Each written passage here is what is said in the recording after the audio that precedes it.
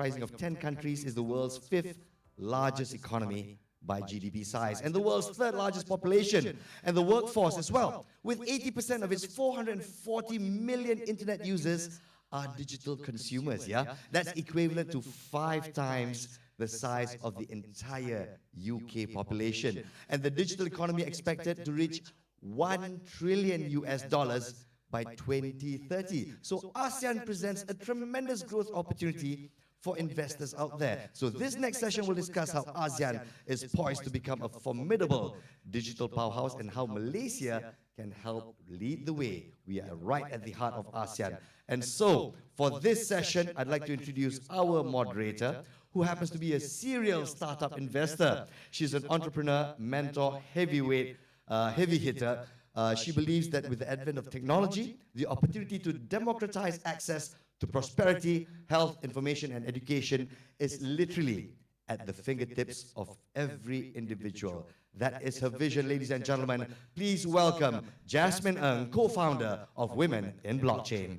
Over to you, mademoiselle.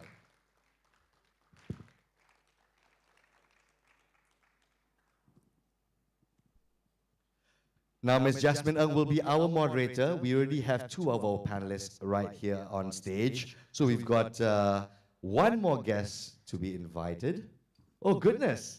He's made himself quite comfortable, actually. I love people who take the initiative. Ladies and gentlemen, we welcome on stage as well Mr. Thomas Trikasih Lembong, former Indonesian Minister of Trade.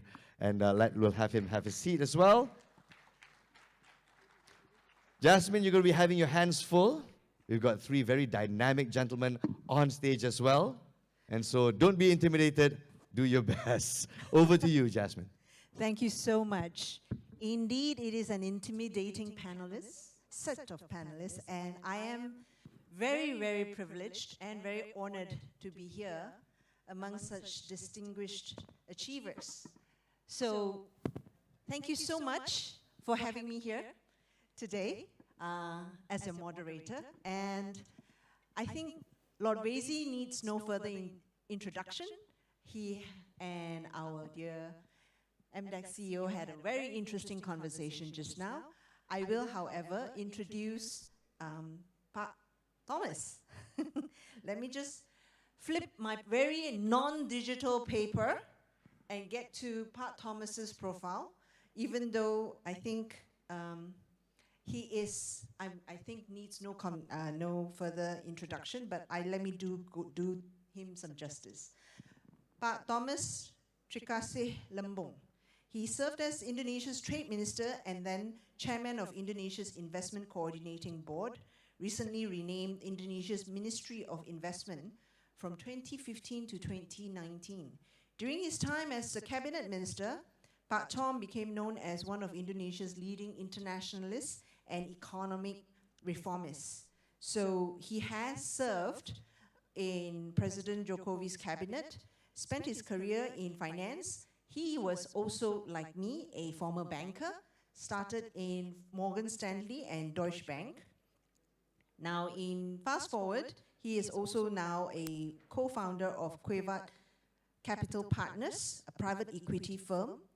Now, today, Pak Tom serves as the International Advisory Council of the Institute of International Strategic Studies in London, and he is on the International Advisory Board of Plastic Omnium, a French automotive component company. Jakarta, in August 2021, he is also Jakarta Governor Anies appointed Tom as chairman of the board of PT Jaya Ancol. And this is the only provincial government-owned enterprise in Indonesia that is listed in the Indonesian Stock Exchange. So, and one of Pak Tom's many, it's a very long profile, but one I like to highlight is he has also been awarded by the South Korean government with the Ganghwa Medal, First Order of Merit, the highest category of medal awarded to the non-Korean civilian. The reason why I mentioned this is, of course, K-pop, K-drama, and my most personal favorite, Hyun Bin, of course. So that's why I had to mention that. So good afternoon. I know this panel is standing in the way of your lunch, but I promise you it's going to be worth it. My very first question to all three of my very handsome and distinguished panelists is, we'll start with Lord Vaizey. In your opinion, where do you see the growth opportunities are in ASEAN post-pandemic for investors to tap on? Something that you spoke briefly to in the earlier panel, but just... I want to hear from these guys. They're much more distinguished and much more handsome than I am. But just to reiterate, I mean, earlier when I was speaking, obviously, one of the great opportunities to be at a conference like this is to talk to people offline, as it were, not just on a panel. And my colleague was talking about the investment in data centers.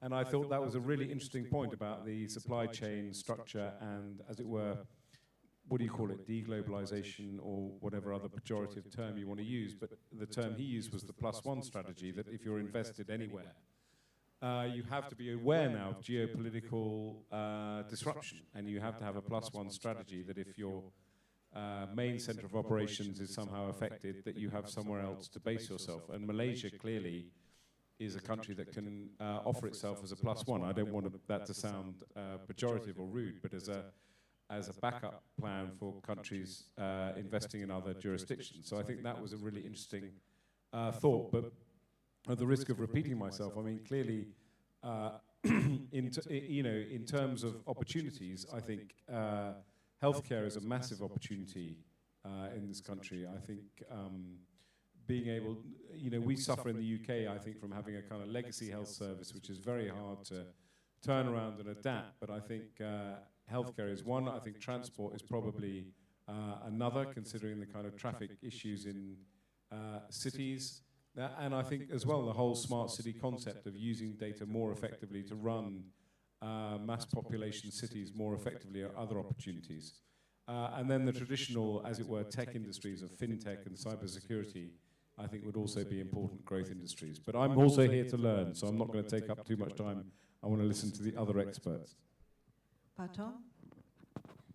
Thank you, Jasmine.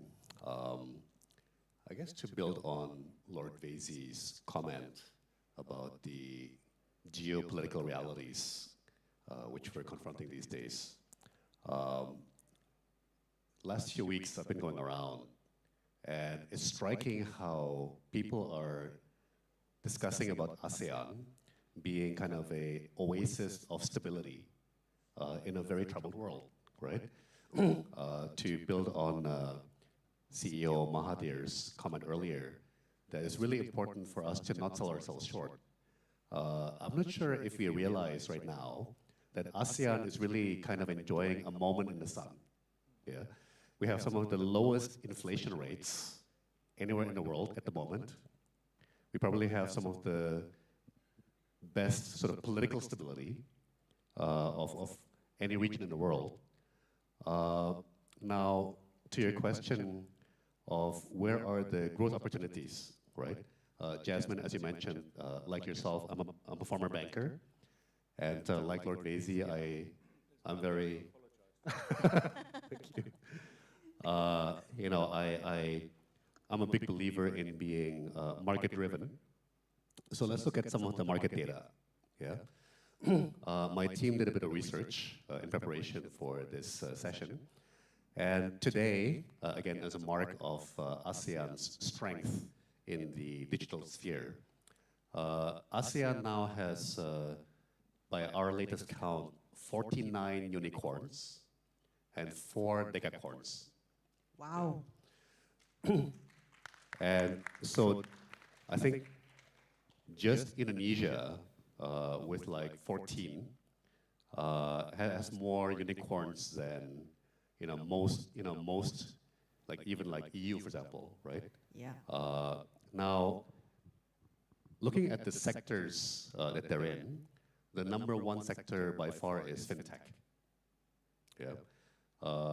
31 of the top 100 most funded startups are in fintech. Second is e-commerce with 24 out of 100. Third is enterprise services or B2B services. So basically enterprise software with 17 out of 100. followed by delivery logistics, content entertainment, healthcare, clean energy, and education. So these are sort of these are the sectors by rank, yeah. But it's striking that definitely fintech towers above the others, yeah, with fully 1/3 of all the top 100 best funded startups being in finance. And I think that has really important implications for things like financial inclusion, right? Yes. I think a lot of the world's advanced economies are overly financialized. But the reality is that most of the world's developing countries are profoundly under-financialized, right? So basically, bringing more of our societies into the financial sector, which then formalizes more of our economies, right? And then frankly, bringing more financial innovation to bear, like securitization, novel forms of consumer finance. I mean, those would definitely turbocharge our economies. I definitely agree with the point, especially on fintech, because the opportunity for the demographics here, and apart from the unbanked and the underbanked, there is also a less barrier to entry in terms of legacy systems in comparison to the developed economies. But I'd like to hear your thought, Jimade. Well, I will echo some of the points that, again, my co-panelists have mentioned.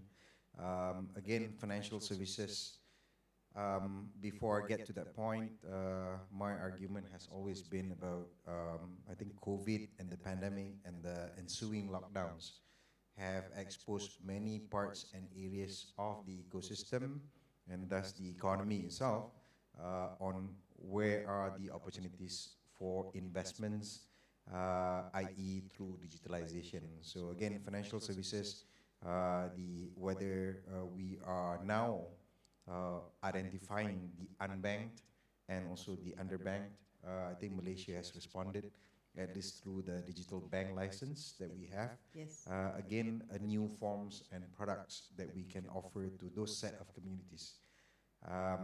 To a larger extent, because of that rapidly growing and expanding economy, Malaysia sits in a place where there's also opportunities for us to relook at how we deliver education. Again, another thing that we discovered, because of the lockdowns and suddenly we cannot reach, or rather some of the students cannot access and enjoy education that is supposed to be delivered through the mechanism of, digital networks and also different forms of doing it. Again, the response that is coming from Malaysia immediately was very much, okay, let's go out and give out devices, Yes. so that they can enjoy this. Then the second part is, then we identify, well, not a lot of the parts in Malaysia do not have connectivity or don't have the coverage today. Then second part is very much on the, the quality of the connection itself. Yes. Yes. So again, there are many areas that we discovered because of this. In echoing financial services, education, to a larger extent, the I think ever popular issues about transportation that we are trying to solve. And again, that's how we found out the likes of Gojek, Grab, and the likes. And we are addressing this as we see new things. So again, investment opportunities basically have come up and mushrooming as we start to identify what else can we do over here. So plenty of opportunities for us. Again, trade would be one of the new things as we go cross-border now and we start talking to other countries. Yes. and looking at this. Again, it is an exciting time for the region. Yes. And also exciting time for the rest of the investment community to look at this for opportunities.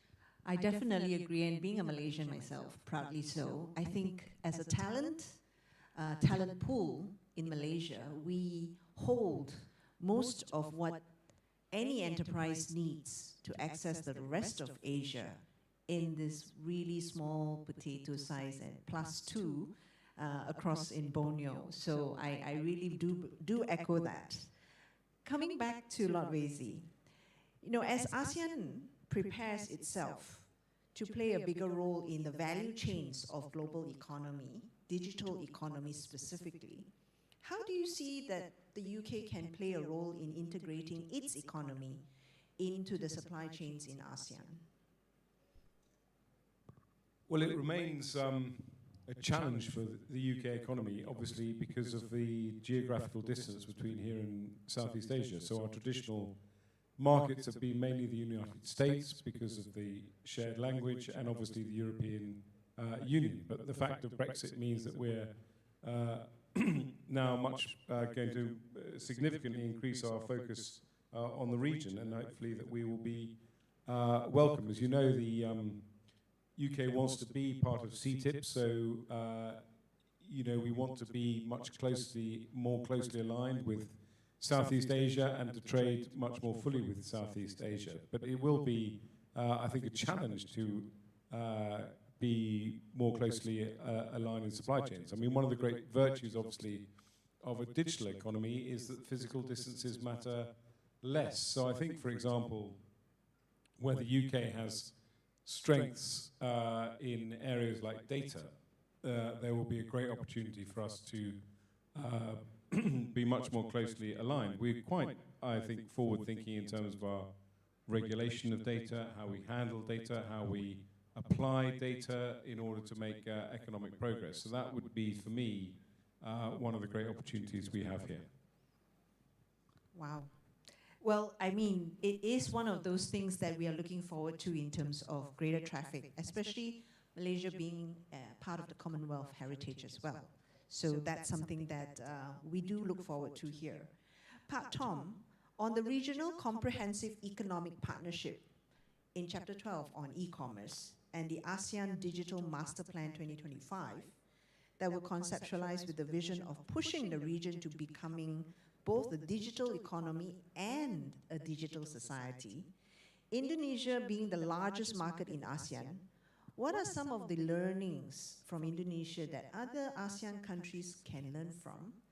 And from the perspective of inter-ASEAN as well as intra-ASEAN, thinking of ASEAN as working as a single market. Thank you, Jasmine. So I was deeply involved in the negotiation and even finalization of the RCEP, the Regional Comprehensive Economic Partnership Agreement. And I guess a couple of things. No matter how digitalized our economies become, they're always going to need to connect to the analog and physical world, right? The figures I just cited show that e-commerce is the second leading sector after fintech, but e-commerce is even harder to completely digitalize compared to finance, right? In finance, you can even digitalize currencies, right? But when you order like an electronic gadget from Shenzhen, that gadget needs to be packaged, transported, stored, and delivered. And so what's really critical for the continuation of this digital boom in ASEAN is for trade ministers, customs agencies, other regulators, for example, on food safety regulations and so on, to really push really, really hard to modernize, to bring into the 21st century, our regulations, right? Because commerce is changing. It's really, really changing. And one unfortunate reality about these trade agreements is they take a decade to negotiate. By the time we finally sign them, the world's already changed again, right? Now, CPTPP, which Malaysia is a founding member of, and sadly Indonesia is not even a member of, is an even more high-quality trade agreement than RCEP. But in today's world, we need every help we can get. We need both RCEP and CPTPP, right? So I think where the digital world meets the analog world we still need bureaucrats like myself, we still need technocrats to keep lowering barriers of trade, to keep harmonizing standards, de-bureaucratizing the paperwork, and actually to add or to build on your current activity, Jasmine, which is blockchain. Yeah, I actually think blockchain and publicly distributed ledgers potentially form one really revolutionary solution to things like customs, yeah, to like shipping manifests, to declarations, trade. So again, right now, all that data is in proprietary databases, which are not open because for security reasons. But the magic of blockchain is that they can be both open and secure, right? And so that, you know, bringing that level of transparency to things like shipping manifests and customs clearance, you know, potentially would be the next leap, yeah, forward in further integrating intra-ASEAN and inter-ASEAN commerce. Yeah. But ultimately, I think where we need political leadership, yeah, and I'll finish shortly, but Lord Vaizey in the previous panel talked about the importance of ambition. I'd like to really highlight the importance of sincerity and consistency. Yeah. So it's good to have ambition, and a lot of times I have to say, among us politicians or policymakers, we pay lip service to win-win, but our digital economies will only really thrive if you really, really mean it. Like if you're really, really serious about partnership, about collaboration, about opening up to each other, right? About synergizing, yeah? For as long as we have hidden agenda, where we sort of want to steal business from each other, or we try to put the other ones down, right? We're not going to maximize our synergy and therefore our potential. Absolutely. Thank you for that, Pak Tom. And speaking on sincerity and genuinity, and that's one of the reasons why I left a very impactful job in a bank to join the blockchain environment, because the technology is trustless, transparency yet secure, and exactly to your point. And I know that there was a bank who experimented on the blockchain in terms of supply chain management and managed to reduce the time for finance from 21 days normally, clearing the airway bills and all the customs required documents, which were a real pain when you manage trade windows in the banks, from 21 days to 5. And that helps, at the very minimum, on the financial level, liquidity. When we talk about liquidity on an economic front, that's a huge thing. So I am definitely an advocate for transparency and moving in an environment where good governance is not something that is to be even thought of, because it is now automated. So that's one of the reasons why I'm such a huge advocate for blockchain.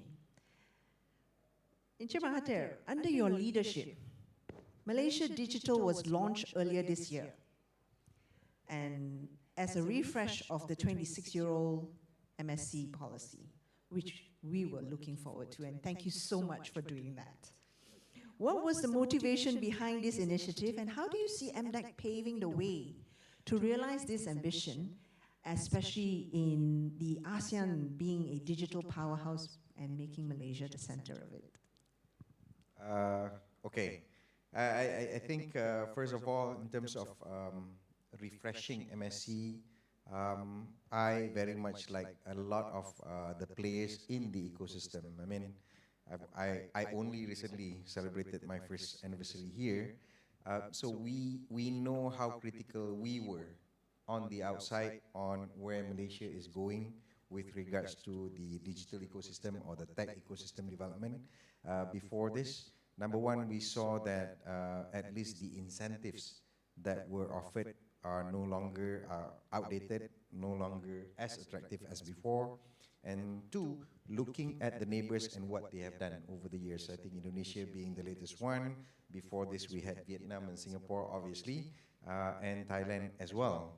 So again, the neighbors are banking on the experience and also how Malaysia led the way, and then taking and making good or even better propositions on top of that. So we needed to actually keep up with the rest as we move into digitalization. It is a given that it's coming regardless.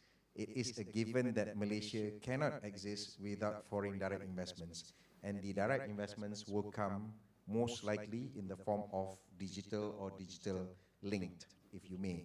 So again, this is why we looked at this and we thought that, okay, let's come up with something new. Second, the My Digital Blueprint that was launched by the Malaysian government before this laid out quite a number of activities and efforts. And we believe that in order for us to be able to achieve those things, let's create a new set of projects, as what we call Pemangkin projects.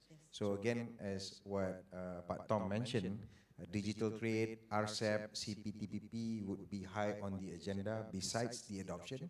So again, at MDEC, we believe that Malaysia has been involved very much in the discussions on free trade agreements, digital economy agreements, and something related to that. Again, this has to be high.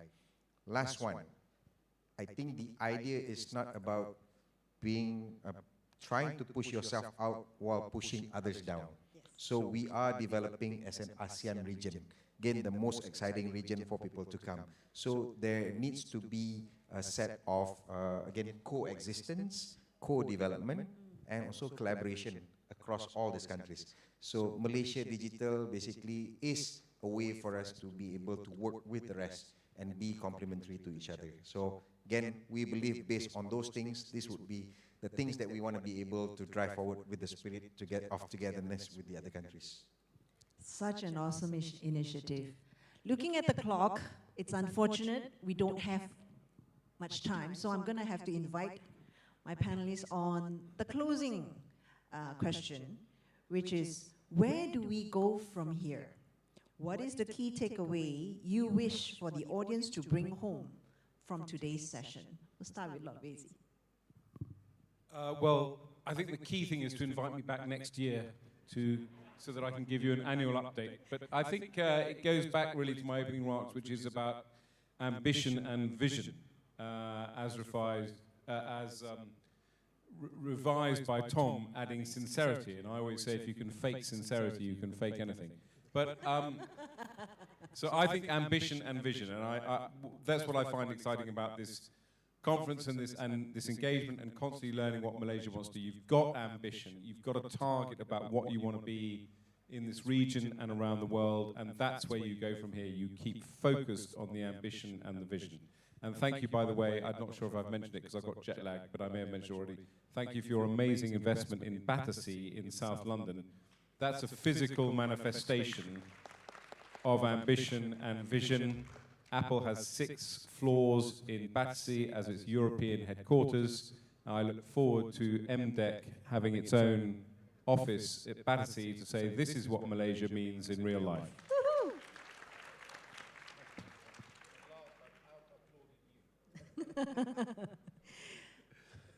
Thank you, Jasmine. I think it's exciting because I really believe that it's now Malaysia's turn to step up. Yeah, I think Singapore has done a fantastic job. Out of the 100 best funded startups in ASEAN, fully 50 are headquartered in Singapore. Yeah. I think in Indonesia we've had a phenomenal startup boom with now 15 unicorns and a tremendous digital economy boom. But as I warned even before the pandemic, winter is coming. Yeah. Even then, I warned that at some point, interest rates are going to be going up. liquidity is going to be tightened. Now, the pandemic brought a reprieve.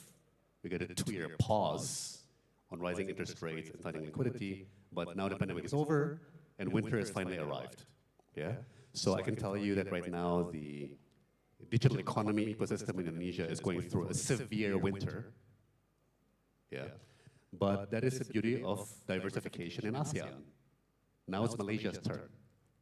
Now I think Malaysia has a tremendous opportunity to capitalize on your English language superiority, on being a more advanced economy, right? Your per capita GDP is 3 times Indonesia's. You're a member of the Commonwealth. You're, as I mentioned, in arguably the most high-quality trade agreement in the world, which is CPTPP, which we in Indonesia sadly were not, right? And I think it's very symbolic that this week Battersea Power Station is opening up, and the entire Battersea development is finally opening up again after 2 years delay from the pandemic. But I think this is now Malaysia's moment to grasp, to grab, right? And take the baton, if you will, right? I think Singapore's done its bit, Indonesia has done its bit, and now it's Malaysia's turn. Thank you. I think the conversation now, I think what used to be when we talk about technology and digital has always been about geeky stuff, if you may. But more and more as we find this, the lines between what is non-digital and digital have currently been blurred and continue to be blurred. We believe at MDEC that digital economy is not separate topic from the economy. In fact, digital is the economy, and that's the mantra that we are looking at.